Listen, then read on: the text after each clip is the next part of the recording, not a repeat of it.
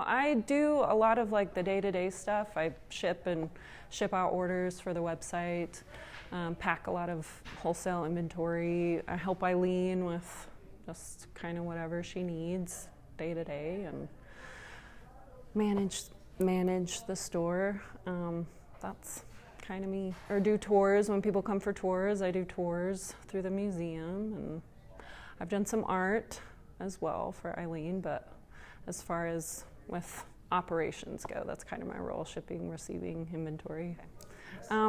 Yeah, the museum's become really important. I mean, not only with Eileen and how much that she's done to like carry on Ed's legacy, but especially during reunion time and having this like central hub for all of the artists, for other people who enjoy the art, to really come. And, you know, there's a certain really special spirit here, I think, both of Ed and of Rat Fink and just the people that come, that, you know, I just, at least in my experience and from hearing from others, you don't really find that in a lot of places. So it's just been cultivated a lot, not only by Eileen and the family, you know, but by everyone who comes, that just keeps filling this, you know, this well of inspiration, I think, that people receive here and can feel here. I think a lot of the draw with Rat Fink for, you know, people my age and even the younger kids, you know, a lot of it, and Ed cultivated this and, you know, propelled this forward himself, is like, it's okay to be, it's even great to be weird and to be unique and to be a little or a lot out of the box.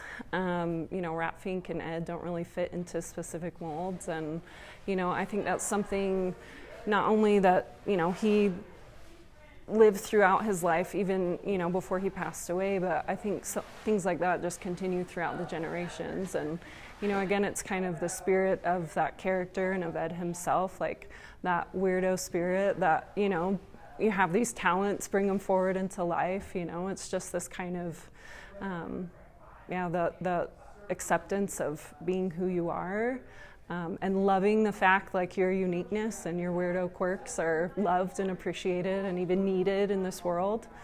And that was, you know, I mean, aside from, you know, kind of being enfolded into the family through Wyatt, but even Eileen really kind of nurtured and encouraged that in me. So that was, you know, in my own way, that was really impactful. Well, I got thinking about a few things. Of course, you know, I've heard tons of stories over the years, and I mean, there's one thing that really blew my mind. Well, there's a lot of things about Ed that has blown my mind, but so during the virtual reunion for 2020, when we were trying to figure out how to do a reunion online, so we had this fun idea that came up. So I do cosplay in my free time sometimes. So I had asked Eileen about what she thought about doing like a Rat Fink character cosplay, and then turns out that we had to do things online that year for the reunion.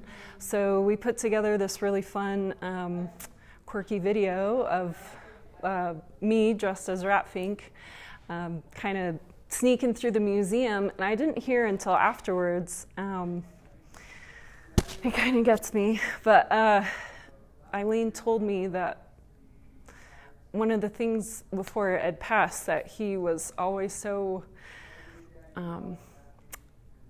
it was something he was really trying to do was to figure out a way to bring Rat Fink to life. And I had never known that, you know, and I mean, it wasn't me. I mean, it was, you know, but there was just it was kind of heavy, but a big inspirational time, I think, for me, and, you know, with what happened in the world at that time, you know, and how can we keep this going in a world that, you know, we can't be connected, we can't come together.